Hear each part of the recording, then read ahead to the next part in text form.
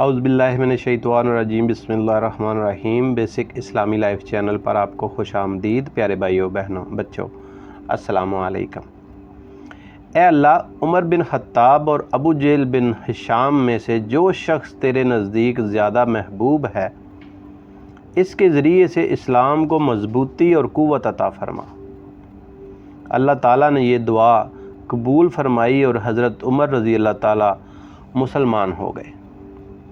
اللہ رب العزت کو ان دونوں میں سے زیادہ محبوب حضرت عمر تھے۔ جب حضرت عمر رضی اللہ تعالیٰ عنہ نے اسلام قبول کیا تو ان سے پہلے کچھ 35-40 لوگ ہی مسلمان تھے۔ حضرت عمر کے اسلام لانے کا واقعہ سنانے سے پہلے حضرت عمر کے مزاج اور جذبات کی طرف بھی اشارہ کر دیا جائے تو آپ یہ واقعہ زیادہ اچھی طرح سمجھ سکیں گے۔ حضرت عمر ایک نہ ڈر اور سخت مزاج شخص مشہور تھے۔ مسلمانوں نے طویل عرصے تک ان کے ہاتھوں طرح طرح کی سختیاں برداشت کی تھیں۔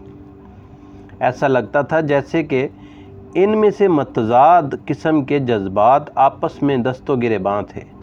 ایک طرف تو وہ آباء و اجداد کی ایجاد کردہ رسموں کا بڑا احترام کرتے تھے، لیکن دوسری طرف وہ ایمان اور عقیدے کی راہ میں مسلمانوں کی پختگی اور مشکلات کے سلسلے میں ان کی قوت برداشت کو خوشگوار حیرت و پسندیدگی کی نگاہ سے دیکھتے تھے۔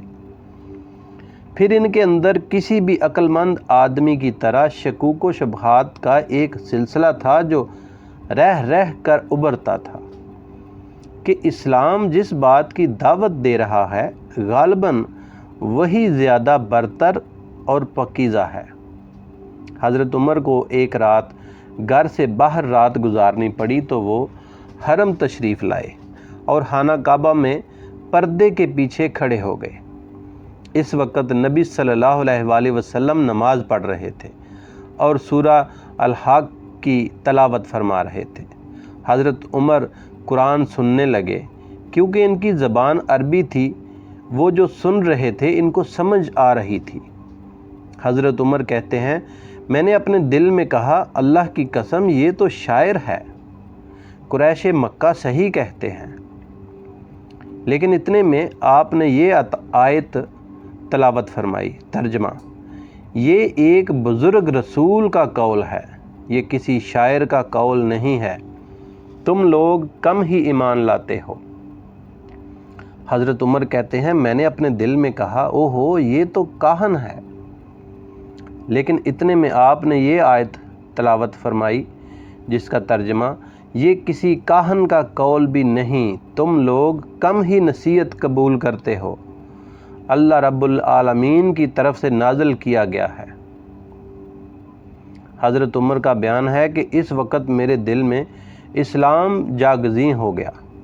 یہ پہلا موقع تھا کہ حضرت عمر کے دل میں اسلام کا بیج پڑا، لیکن ابھی ان کے اندر جاہلی جذبات اور آباء و اجداد کے دین کی عظمت کا احساس اتنا مضبوط تھا کہ اندر مچلنے والی حقیقت پر غالب تھا۔ اسی لیے وہ اپنے اندر چھپے ہوئے شعور کی پرواہ کیے بغیر اپنے اسلام دشمن عمل میں مصروف رہے۔ ایک روز خود رسول اللہ صلی اللہ علیہ وآلہ وسلم کا کام تمام کرنے کی نیت سے تلوار لے کر نکل پڑے، لیکن ابھی راستے میں ہی تھے کہ نعیم بن عبداللہ سے ملاقات ہو گئی۔ اس نے تیور دیکھ کر پوچھا، عمر کہاں کا ارادہ ہے؟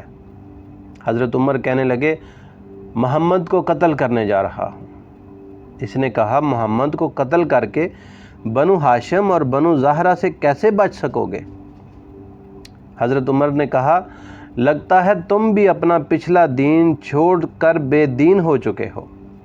اس نے کہا، عمر تمہیں ایک عجیب بات نہ بتاؤں؟ پہلے اپنے گھر کی خبر لو، تمہاری بہن اور بہنوئی بھی تمہارا دین چھوڑ کر بے دین ہو چکے ہیں۔ یہ سن کر عمر غصے سے بے قابو ہو گئے اور سیدھے بہن کی گھر کا رخ کیا۔ وہاں انہیں حضرت خباب بن ارت قرآن کی سورہ طٰہٰ پڑھا رہے تھے اور قرآن پڑھانے کے لیے وہاں آنا جانا حضرت خباب کا معمول تھا۔ جب حضرت خباب نے حضرت عمر کی آہٹ سنی تو گھر کے اندر چھپ گئے۔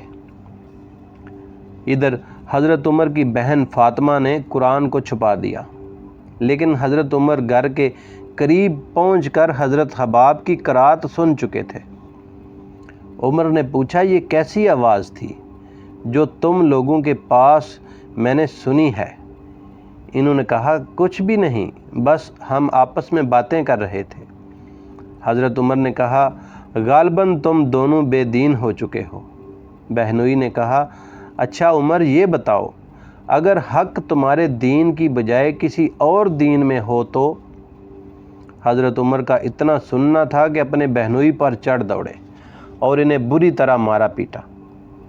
ان کی بہن نے انہیں اپنے شوہر سے الگ کیا تو بہن کو ایسا چانٹا مارا کہ چہرے سے خون نکلنے لگا۔ ابن اسحاق کی روایت میں ہے کہ ان کے سر میں چوٹ آئی۔ بہن نے جوش غضب میں کہا، عمر اگر تیرے دین کی بجائے دوسرا دین برحق ہو تو اشہد ان لا الہ الا اللہ و اشہد ان محمدن رسول اللہ، میں شہادت دیتی ہوں کہ اللہ کے سوا کوئی لائق عبادت نہیں، اور میں شہادت دیتی ہوں کہ محمد صلی اللہ علیہ وآلہ وسلم اللہ کے رسول ہیں۔ یہ سن کر حضرت عمر پر مایوسی کے بادل چھا گئے۔ انہیں اپنی بہن کے چہرے پر خون دیکھ کر شرم و ندامت محسوس ہوئی۔ کہنے لگے، اچھا یہ کتاب جو تمہارے پاس ہے ذرا مجھے بھی پڑھنے دو۔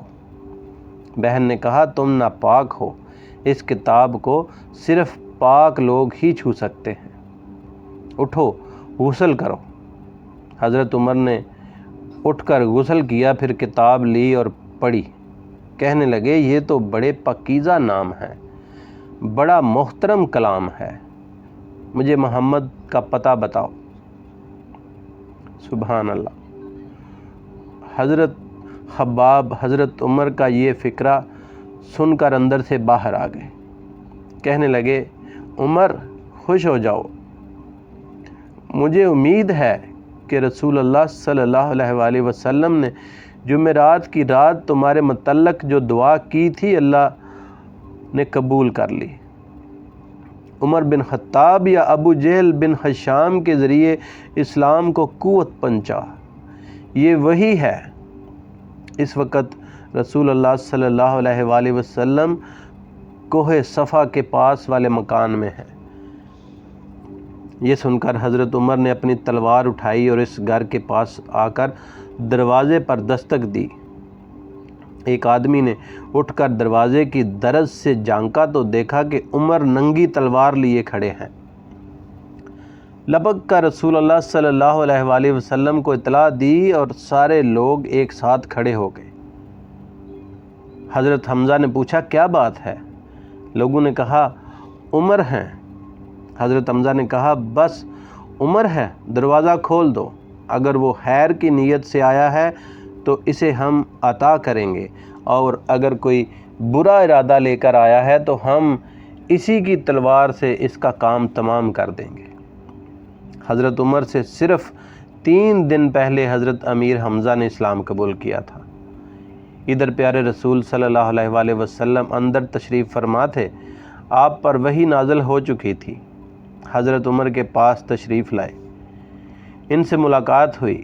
آپ نے ان کو پکڑا اور سختی سے جھٹکتے ہوئے فرمایا، عمر کیا تم اس وقت تک باز نہیں آؤ گے جب تک اللہ تعالیٰ تم پر بھی ویسی ہی ذلت اور رسوائی اور عبرتناک سزا نازل نہ فرما دے جیسی ولید بن مغیرہ پر نازل ہو چکی ہے؟ حضرت عمر نے کہا، اشہد ان لا الہ الا اللہ و انک رسول اللہ، میں گواہی دیتا ہوں کہ یقیناً اللہ کے سوا کوئی لائق عبادت نہیں اور یقیناً آپ اللہ کے رسول ہیں۔ یہ سن کر گھر کے اندر موجود صحابہ اللہ اکبر کی تکبیر بلند کی اور اسلام کو ایک ایسا لیڈر ملا جس نے 24 لاکھ مربع میل پر حکومت کی۔